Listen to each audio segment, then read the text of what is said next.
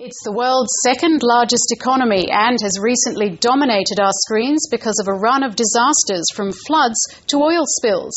But both inside and outside China, many question whether the mishaps are due to putting economic growth above environmental protection. Well, Jonathan Watts is the UK Guardian's Asia Environment correspondent. He's also the author of When a Billion Chinese Jump, and he's currently in Melbourne. Jonathan Watts, welcome to the program. Northeast China in recent weeks has seen the worst flooding in a decade, with more than 1,000 dead and 140 million people affected nationwide.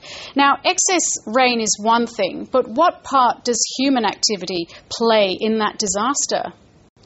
Well, it's a couple of main factors. One is direct, that there is a problem of deforestation that stretches back more than 20 years, and China has been trying to deal with this problem.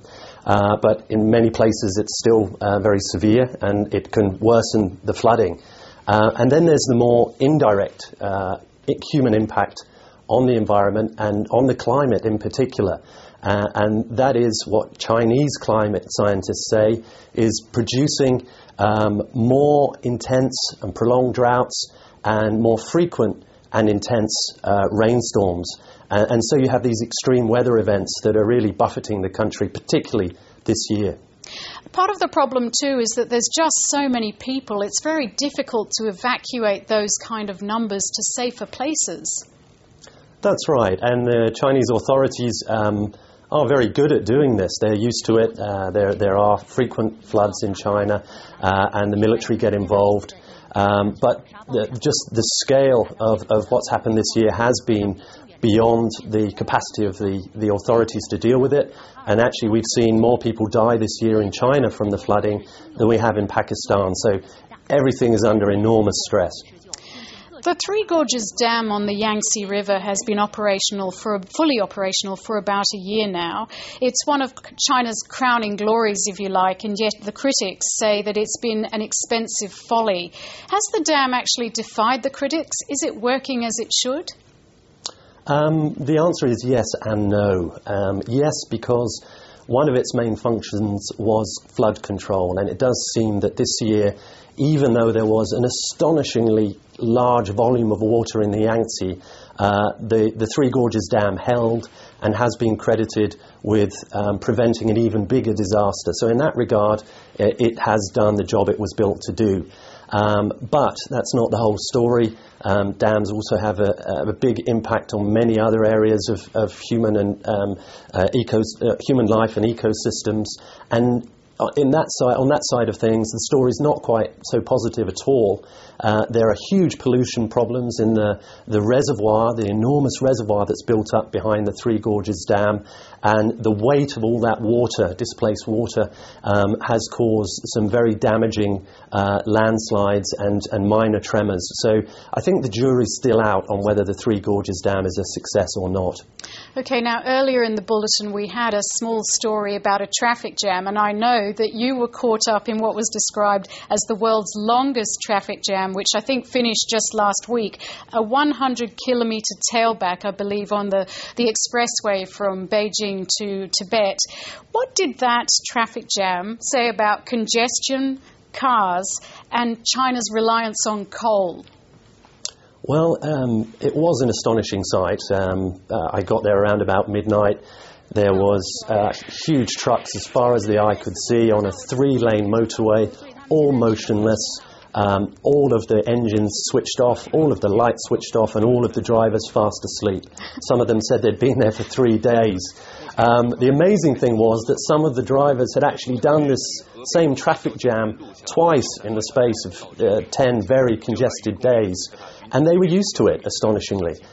They said that it was inevitable because they had to take coal from the main coal centre of China, which is now Inner Mongolia in the north, and they had to transport it off to the east coast where all of the factories are. And of course, so many people are doing that. So many drivers are doing that because they've got to keep the Chinese economy burning on all cylinders, firing on all cylinders. So there's huge congestion on this road, and almost all of those trucks were coal trucks. So I think it says as much about traffic congestion, and of course, yes, there are a lot more cars every year on the road, but it also says a lot about China's massive and growing demand for energy, particularly from coal. 70% of China's energy, I believe, is from coal. Can the Chinese leadership actually afford to commit to reducing carbon emissions, given the country's need for growth? This is one of the biggest questions facing the world today. The short answer is no, they cannot suddenly give up coal. They're just much too dependent on it. So China has given a sort of a compromise promise to the world, which is that we will become less reliant on coal. So the amount of coal will grow, but the degree to which each dollar of economic activity depends on a ton of coal will decline. So that's what they're planning to do, gradually become more efficient over time. But even with that change, probably from 2005 to 2020, the amount of coal burned in China will at least double. So you cannot change that quickly. You cannot move an economy of China's size overnight. Jonathan, how does China's growth, particularly in an environmental sense, impact on countries like Australia? It's impacting on everybody at the moment. I would say the most positive gains are economically probably being enjoyed by a country like Australia, which has immense natural resources, lots of minerals to sell, has become a major exporter even of coal to China, but also of uranium, copper, iron ore, you name it. So one of the main reasons why Australia has avoided the big economic meltdown suffered elsewhere in the world is because huge and growing demand from China. That is good economically. Of course, it means that more of Australia is being chewed up by mines. And in other countries, particularly Africa, South America, it means more dams and more mines, more resource extraction, and inevitably more pressure on the environment.